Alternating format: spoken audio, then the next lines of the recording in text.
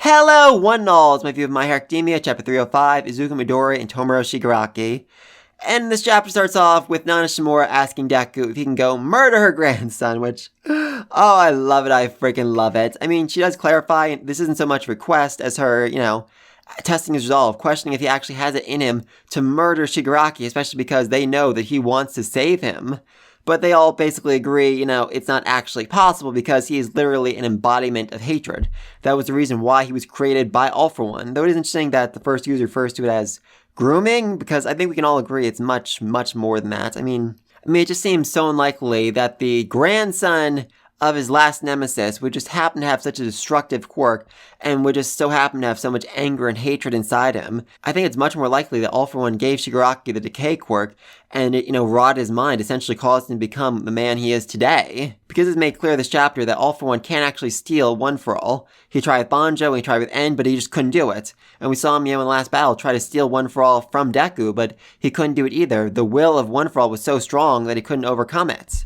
But Shigaraki's hatred was so strong that it managed to break apart the realm of One For All, managed to decay the realm itself, the quirk realm itself, meaning that with enough hatred, with enough raw emotions, it is physically possible to overcome, to overpower One For All and steal the quirk for himself. And this does answer a question I'm wondering about for quite a while now. Why is Shigaraki still alive? It seems like he was supposed to be the next vessel for All For One, so shouldn't he have basically destroyed his mind once he was, done with him, once he was fully planted inside of him? No, because he needs that anger, that rage, that hatred. He needs his strong will to overcome One For All so he can steal it, and then he'll murder Shigaraki and take the body for himself. So good to know, good to know. And so they ask him, Deku, can you kill Shigaraki? And his response is definitely interesting. Turns out that when Shigaraki invaded his mind, he invaded Shigaraki's. He got a glimpse of who he used to be, who he really is deep inside, that scared little boy still holding on to his dog. And, he starts monologuing about the past villains he's fought, how, they wouldn't back down, so he had to stop them one way or another. Though, interesting enough, I don't think he's actually killed anyone up to this point. Unless I'm forgetting something. No, I don't think Deku's killed anyone. Who cares about that?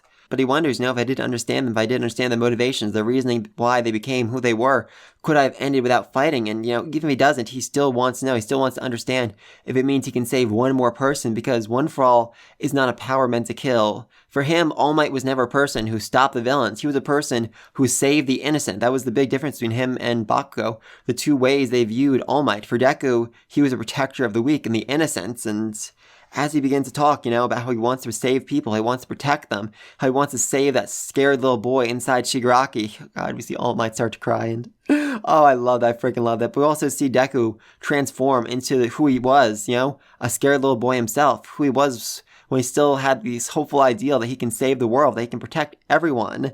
And he does accept the fact that, maybe there's no other way. Maybe I do actually need to kill Shigaraki, but I still want to try. I want to try and save that little boy, and that's so amazing. So many times in series like this, the main characters are basically idiots who think, oh, I know he's committed mass genocide, but I believe I can turn him around. I believe that he can be forgiven, that I can convince him to stop his evil plan just by talking to him. No, it does not work that way. Sometimes you have to kill them. Sometimes there's no saving them. And Deku realizes that, he wants to try and save Shigaraki, but it doesn't mean, he's not willing to do what he must do. It doesn't mean he's not willing to kill Shigaraki if he absolutely has to.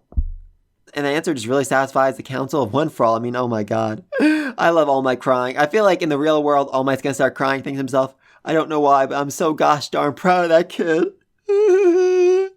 Oh god, the first, patting him on the shoulder, comforting him, that was so cute. That was so cute. It's basically they explained this was a test. Make sure, he was willing to do what he had to do in order to save the world, in order to stop All For One. And Nana Shimura clearly wanted to ask Deku to try and save her grandson, but I don't think she felt like she had the right to do it. After, all this is her fault. After she made the bad decisions, the bad choices, she didn't have the right to ask Deku to try and save him. But now that she knows, he's going to at least try, that's enough for her. And, then she asks him to give a message to Gran Torino, which, I cannot wait for that. I cannot freaking wait for that. But then we get to the last panels, and it gets very, very interesting, as the first turns around to the final two users and says, now play nice, you two. You have to cooperate with our successor. He needs your help to unleash his full power. Finally, we get the second and third user. Who the freak are they? I mean, seriously, who the freak are they? There's been a lot of speculation about them for a very long time. It's always seemed like they were more hidden, more in the shadows, more in the background than any of the other users.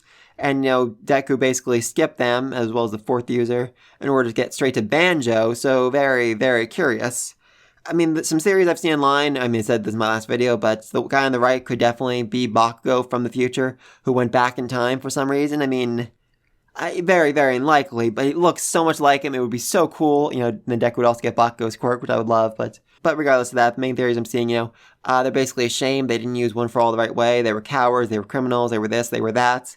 And because of it, they're ashamed to face Deku, who's such a selfless hero, such an amazing person. Or maybe they just don't want to defend Deku. Maybe they just don't want to be on the side of good right now. But I'm not sure. I mean, someone online said that the one guy looked like he was the bodyguard or soldier who was working under All For One. So is it possible the power was passed on to him when he was still working for All For One and when he betrayed him and he was guilty about all the time he spent working for that villain? I mean, maybe that could make a lot of sense. I'm not sure. But let me think all this down below. Which I think these two, are they criminals?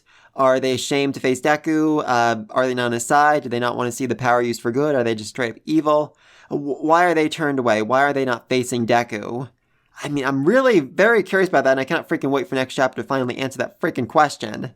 And what do you think's gonna happen next? We still have, their power as well as En's power, which have not been revealed to Deku yet. I'm very, very curious about what that's gonna be. I mean, currently he has, Super Strength, Black Whip, Danger Sense, and Float. And it's very clear, Horikoshi, the author, is a big fan of American comics. So you think he's gonna get quirks that are similar to other famous superheroes right now? I mean, I think it'd make a lot of sense. Maybe mind reading like Martian Manhunter, the ability to create, structures like Green Lantern, super speed like the Flash. I mean, I could definitely see that, but it feels like it'd be, a little bit too close to Ida's quirk. Though that being said, the guy on the left here, it does look like the thing in his shoulder is similar to the thing on Ida's leg. So is this Ida's, great-grandfather? That'd be interesting. Ida's got this whole pride in his family line of heroes. What if his great-grandfather was actually a villain?